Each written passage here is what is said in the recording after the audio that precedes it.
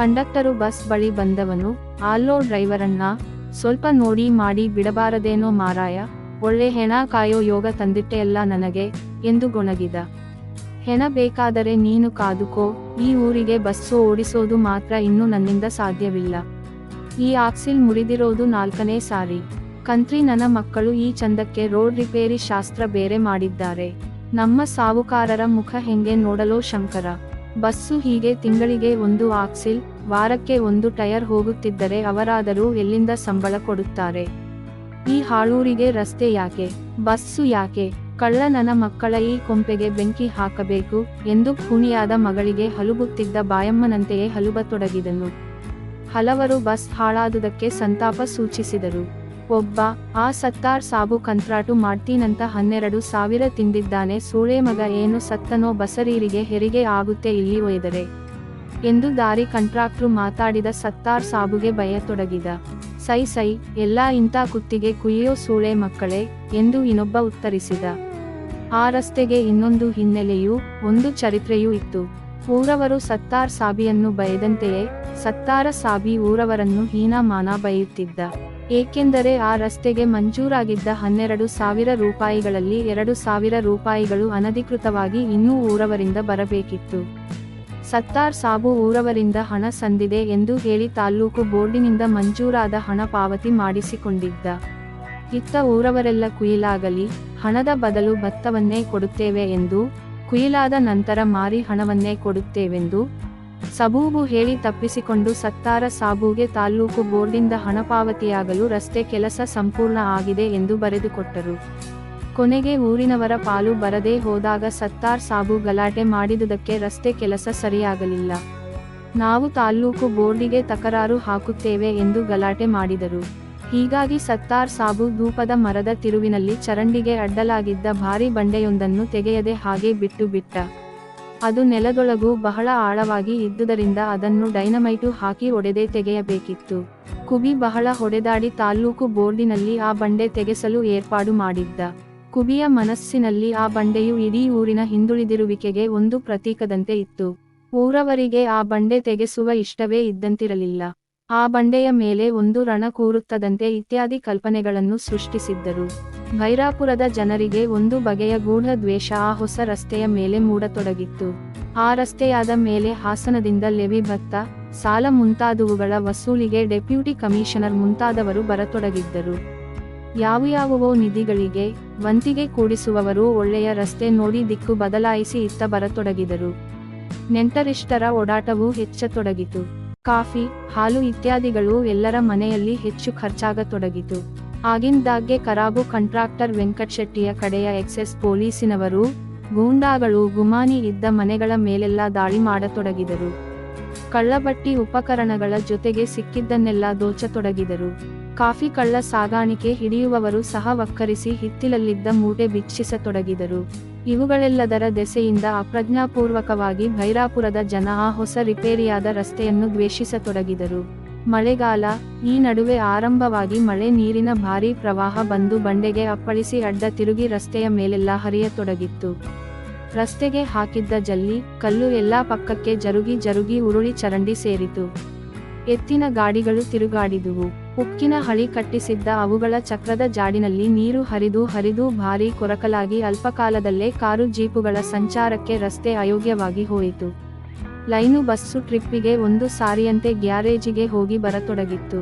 ಸತ್ತಾರ್ ಸಾಬು ಕಟ್ಟಿಗೆ ಕತ್ತರಿಸಿದ್ದ ಈಚಲು ಗುತ್ತಿಯ ಬುಗ್ಗೆಗಳು ಚಿಗುರಿ ರಸ್ತೆಯ ಮಧ್ಯೆ ರಾರಾಜಿಸತೊಡಗಿದುವು. ರಸ್ತೆಯುದ್ದಕ್ಕೂ ಗಾಡಿಗಳು ಹಿಂದಕ್ಕೆ ಹೋಗದಂತೆ ಚಕ್ರಕ್ಕೆ ಕೊಟ್ಟ ದೊಡ್ಡ ಕಲ್ಲುಗಳು ಬೇರೆ ಬೇರೆಯಾಗಿ ಬಿದ್ದಿದ್ದುವು. ಕುಬೇರ ಈ ಧೂಪದ ಮರದ ಬಂಡೆ ತೆಗೆಸದಿದ್ದರೆ ಉದ್ಧಾರವೇ ಇಲ್ಲೆಂದು ಇಂಜಿನಿಯರುಗಳನ್ನು, ತಾಲ್ಲೂಕು ಮಂಡಳಿಯ ಅಧ್ಯಕ್ಷರನ್ನು ಕಂಡು ಯತ್ನಿಸತೊಡಗಿದನು. ಭೈರಾಪುರದವರಿಗೆ ಯಾರಿಗೂ ಆ ಬಂಡೆ ತೆಗೆಸುವುದು ಇಷ್ಟವೇ ಇರಲಿಲ್ಲ. ಆದರೂ ಯಾರೂ ಬಾಯಿಬಿಟ್ಟು ಕುಬಿ ಡಾಕ್ಟರ ಬಳಿ ಹೇಳಲಿಲ್ಲ. ಒಳಗಿಂದೊಳಗೆ, ನಮಗೇನು ಕಾರೋ ಜೀಪೋ, ನಮಗೊಂದು ಎತ್ತಿನ ಗಾಡಿಗೆ ಹಾದಿಯಾದರೆ ಸಾಕು ಅಂತ ಇಟ್ಟುಕೊಳ್ಳಿ ಎಂದೆನ್ನುತ್ತಿದ್ದರು. ಈ ಎಲ್ಲಾ ಚರಿತ್ರೆಯ ದೆಸೆಯಿಂದಲೇ ಧೂಪದ ಮರದ ತಿರುವಿನ ಬಂಡೆ ಕುಬಿಗೆ ನಿರಾಯಾಸವಾಗಿ ಯಾವ ಜಾಗವೆಂದು ಗೊತ್ತಾದುದು. ಕುಬಿ ಎಷ್ಟೋ ಕೊಲೆ ಖೂನಿ ವಿಷಪ್ರಾಶನಗಳನ್ನು ನೋಡಿದ್ದ. ಪ್ರತಿ ಬಾರಿಯೂ ಆದಷ್ಟು ನಿರ್ಭಾವದಿಂದ ಇವುಗಳನ್ನು ವೀಕ್ಷಿಸಿ ಆದಷ್ಟು ವಸ್ತುನಿಷ್ಠನಾಗಿ ತನ್ನ ವರದಿಯನ್ನು ತಯಾರು ಮಾಡಿ ಕಳಿಸುತ್ತಿದ್ದ. ಕೋರ್ಟ್ನಲ್ಲೂ ಕೂಡ ಜಡ್ಜರು, ಲಾಯರುಗಳು ಕುಬಿಯ ಮಾತುಗಳನ್ನು ಬಹಳ ಗೌರವಿಸುತ್ತಿದ್ದರು. ಕುಬಿ ಸ್ಥೂಲವಾಗಿ ಶವಪರೀಕ್ಷೆ ಮಾಡಿ ಪೊಲೀಸ್ ಮಹಜರಿನ ನಂತರ ವಿವರ ಪರೀಕ್ಷೆಗಾಗಿ ಆಸ್ಪತ್ರೆಗೆ ಕಳಿಸಿರೆಂದು ರಾಮರಾಯನಿಗೆ ತಿಳಿಸಿ ಆಸ್ಪತ್ರೆಯ ದಾರಿ ಹಿಡಿದ. ಬಸ್ ಕೆಟ್ಟುದರಿಂದ ಭೈರಾಪುರದ ಹಲವು ಬಸ್ ಪ್ರಯಾಣಿಕರು, ಹಲವು ದಾರಿಹೋಕರು ಡಾಕ್ಟರೊಡನೆ ಊರಿನ ದಾರಿ ಹಿಡಿದರು. ಅವರಲ್ಲೊಬ್ಬ ತನಗೆ ಖೂನಿ ಬಗ್ಗೆ ಗೊತ್ತಿದ್ದುದಷ್ಟನ್ನು ಎಲ್ಲರಿಗೂ ವಿವರಿಸತೊಡಗಿದ. ಇಯಾಲ ಎಷ್ಟು ಹೊತ್ತಾದರೂ ಮನೆಗೆ ಬಾರದುದನ್ನು ಕಂಡು ಬಾಯಮ್ಮ ಊರೆಲ್ಲ ಹುಡುಕಿ ಕೊನೆಗೆ ಪಕ್ಕದ ಗುಬ್ಬಗದ್ದೆ ಎಂಬ ಊರಿನಲ್ಲಿದ್ದ ತಂಗಿಯ ಮನೆಗೇನಾದರೂ ಹೋಗಿರಬಹುದೇ ಎಂದು ಅಲ್ಲಿಗೆ ಹೋದಳಂತೆ. ಈ ನಡುವೆ ದಾರಿಯಲ್ಲಿ ಗಾಡಿ ಹೊಡೆದುಕೊಂಡು ಬರುತ್ತಿದ್ದ ಆರವರ ಸೇಸನಿಗೆ ಇಯಾಲಳ ಹಾಲಿನ ಕ್ಯಾನಿನ ಮುಚ್ಚಳ ಸಿಕ್ಕಿತಂತೆ. ಆತ ಅದು ಇಯಾಲಳದೇ ಎಂದು ಗುರುತಿಸಿ ಒಯ್ದು ಓಬ್ರಿಂಗೆ ಕೊಟ್ಟನಂತೆ. ಅಲ್ಲಿಂದ ಅವಳ ತಂದೆ ಓಬ್ರಿನ್ ಗಾಡಿ ಸೇಸ ಹಾಗೂ ಇನ್ನಿಬ್ಬರೂ ಸೇರಿ ಇಯಾಲಳ ಖೂನಿಯನ್ನು ಪತ್ತೆ ಮಾಡಿದ್ದರಂತೆ. ಬುಡುಕೆಯಂತೆ ಗೊಣಗುತ್ತಿದ್ದ ಇವನ ಮಾತಿನ ಮೇಲೆ ಕುಬಿ ಹೆಚ್ಚಿನ ಗಮನ ಕೊಡಲಿಲ್ಲ. ಸದ್ಯಕ್ಕೆ ಅವನಿಗೆ ಇಯಾಲಳ ಸಾವು ಖೂನಿಯೋ ಅತ್ಯಾಚಾರವೋ ಎಂಬ ಸಮಸ್ಯೆಯಾಗಿತ್ತು. ಏಕೆಂದರೆ ಅವಳಿಗೆ ವಿಪರೀತ ಹೊಟ್ಟೆ, ಸೊಂಟ ನೋವು, ರಕ್ತಸ್ರಾವವೂ ಇತ್ತೆಂದು ಬಾಯಮ್ಮ ಹೇಳಿದ್ದಳು. ಹೀಗಾಗಿ ಇದೊಂದು ಒಗಟಿನಂತೆ ತೋರುತ್ತಿತ್ತು. ಪೋಸ್ಟ್ ಮಾರ್ಟಿಮಿಗೆ ಕಳಿಸಿದಾಗ ಆಲೋಚಿಸೋಣ ಎಂದು ತನ್ನ ವೃತ್ತಿಯ ಪರಿಧಿಯೊಳಗೆ ಆದಷ್ಟು ಪತ್ತೆ ಮಾಡಬೇಕೆಂದು ಅಂದುಕೊಂಡನು. ಕುಬಿಗೆ ಪತ್ತೇದಾರಿ ಕೆಲಸ ಖಂಡಿತ ಇಷ್ಟವಿಲ್ಲದ್ದು. ಆದರೆ ಆ ದಿಕ್ಕಿನಲ್ಲಿಯೂ ಕುಬಿಯ ಪ್ರಜ್ಞೆ ಕೆಲಸ ಮಾಡಬಲ್ಲುದಾಗಿತ್ತು. ಏಕೆಂದರೆ ಅವನು ಬಯಸಲಿ ಬಿಡಲಿ, ಕುಬಿಯದು ಒಂದು ಬಗೆಯ ಪತ್ತೇದಾರಿ ಕೆಲಸವೇ. ರೋಗದ ಸ್ವರೂಪ, ಲಕ್ಷಣ, ದೇಹದಲ್ಲಿ ಅದು ಅಭಿವ್ಯಕ್ತವಾಗುವ ಬಗೆ, ರೋಗಿಯ ಚರಿತ್ರೆ ಇತ್ಯಾದಿಗಳನ್ನೆಲ್ಲ ಅರಿತು ಸಾಮರಸ್ಯಗೊಳಿಸಿ ಒಂದು ಕಾರಣ ಪತ್ತೆ ಮಾಡಿ ಔಷಧಿ ಕೊಡುವುದು ಪತ್ತೇದಾರಿ ಕೆಲಸವೇ ಅಲ್ಲವೇ? ಆದರೆ ವೈದ್ಯನಿಗೂ ಪತ್ತೇದಾರನಿಗೂ ಇರುವ ಒಂದು ವಿಶೇಷ ವ್ಯತ್ಯಾಸ ಮಾತ್ರ ಕುಬಿಯಲ್ಲಿತ್ತು. ಕೊಲೆಪಾತಕನನ್ನು, ಕೇಡಿಯನ್ನು, ಪಾತಕಿಯನ್ನೋ ಪತ್ತೆ ಮಾಡಿ ನೇಣುಗಂಬಕ್ಕೆ ಹತ್ತಿಸಬೇಕೆಂಬ ವಿಶಿಷ್ಟ ಛಲ ಕುಬೇರನಲ್ಲಿ ಇರಲಿಲ್ಲ. ಅವನ ವೈದ್ಯಕೀಯ ಚರಿತ್ರೆಯ ದಿನಚರಿಯಲ್ಲಿ ಯಾವುದೇ ಮನುಷ್ಯನೂ ಕಾರಣನಲ್ಲದ ಅನೇಕ ಸಾವನ್ನೂ ನೋವನ್ನೂ ಕಂಡಿದ್ದ. ಭೀಕರ ರೋಗರುಜಿನಗಳಿಗೆ ತುತ್ತಾಗಿ ಕುಬಿಯ ನಿತಾಂತ ಪ್ರಯತ್ನವನ್ನು ಮೀರಿ ಸಾವನ್ನಪ್ಪಬೇಕಾದವರ ಅನೇಕರನ್ನು ಕಂಡಿದ್ದ. ವಿಚಾರಣೆಯೇ ಇಲ್ಲದ ಈ ಶಿಕ್ಷಾಕ್ರಮದೆದುರು ಯಾರೋ ಒಬ್ಬನನ್ನು ಕೊಂದ ಯಾವನೋ ಒಬ್ಬನನ್ನು ಬೆನ್ನು ಹತ್ತಿ ಪತ್ತೆ ಮಾಡಿ ಗಲ್ಲಿಗೇರಿಸುವುದು ಒಂದು ಭಾರೀ ಕೌರ್ಯವಂತೆ ಕಂಡಿರಲಿಲ್ಲ ಕುಬೇರನಿಗೆ. ಆದರೂ ಕುಬಿ ಇಯಾಲಳ ಕೊಲೆಯ ಬಗ್ಗೆ ತನ್ನದೇ ಆದ ರೀತಿಯಲ್ಲಿ ಆಲೋಚಿಸುತ್ತಿದ್ದ. ಈ ಜಗತ್ತನ್ನು ಇನ್ನೊಂದು ಹೆಜ್ಜೆ ಹೆಚ್ಚಾಗಿ ಅರಿತುಕೊಳ್ಳಲು ಸಾಧ್ಯವೇ ಎಂದು. ಸಾಯಂಕಾಲದ ಹೊತ್ತಿಗೆ ಕಾಂಪೌಂಡರ್ ರಾಮರಾಯ ಸುಸ್ತಾಗಿ ಭಾರವಾದ ಹೆಜ್ಜೆಗಳನ್ನು ಹಾಕುತ್ತಾ ಆಸ್ಪತ್ರೆ ಕಡೆಗೆ ಬಂದು ಇಯಾಲಳ ಕೊಲೆ ನಡೆದ ಸ್ಥಳ ರಾಮಣ್ಣ ಗೌಡ ಎಂಬುವರ ತೋಟದೊಳಗಿತ್ತು. ಅವನು, ಓಬ್ರಿನ್, ತೋಟದ ಮ್ಯಾನೇಜರು, ವಿಠಲರಾಯನು, ಹಾಸನದ ಪೊಲೀಸ್ ಸೂಪರಿಂಟೆಂಡೆಂಟರು ಎಲ್ಲ ಬಂದಿದ್ದರು. ಅಲ್ಲಿ ಇದ್ದೋರದ್ದು ಹೋದವರದ್ದು ಬಂದವರದ್ದು ಎಲ್ಲ ಹೆಸರು ವಿಳಾಸ ತಗೊಳ್ಳುತ್ತಾ ಇದ್ದರು. ಯಾರಾರಿಗೆ ಏನೇನು ಗ್ರಹಚಾರ ಕಾದಿದೆಯೋ ನಾನು ಬೇಜಾರಾಗಿ ಹೇಳಿದೆ.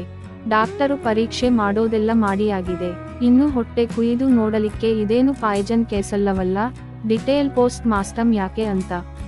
ಹೋ ಆ ಗೋಳು ಆ ರಂಪ ಯಾರಿಗೆ ಬೇಕು ಸಾರ್, ನನ್ನ ವೈರಿಗೂ ಬೇಡ ಆ ಹಣೆ ಬರಹ. ಅದ್ಯಾವ ಮುಂಡೆ ಮಗ ಸಾರ್ ಈ ಕೆಲಸ ಮಾಡಿದೋನು, ಬಂಗಾರದಂತ ಹುಡುಗಿ, ಒಟ್ಟಿನಲ್ಲಿ ಇದೇನು ಕೇಸು ಅಂತ ಸಾರ್ ನಿಮ್ಮ ಅಭಿಪ್ರಾಯ ಎಂದು ಡಾಕ್ಟರತ್ತ ತಿರುಗಿದ. ರಾಮರಾವ್, ಡಿಟೇಲ್ ಪೋಸ್ಟ್ ಮಾರ್ಟಮ್ ಮಾಡಬೇಕು ಅಂತ ನಿಮಗೆ ಹೇಳಿ ತಗೊಂಡು ಬನ್ನಿ ಬಾಡಿಯನ್ನ ಅಂತ ಹೇಳಿರಲಿಲ್ಲವೇ? ನಾಳೆ ಕೋರ್ಟಿನಲ್ಲಿ ಕೇಸು ಪರೀಕ್ಷೆ ಮಾತ್ರ ಉತ್ತರ ಹೇಳೋವನು ನೀವೋ ನಾನೋ?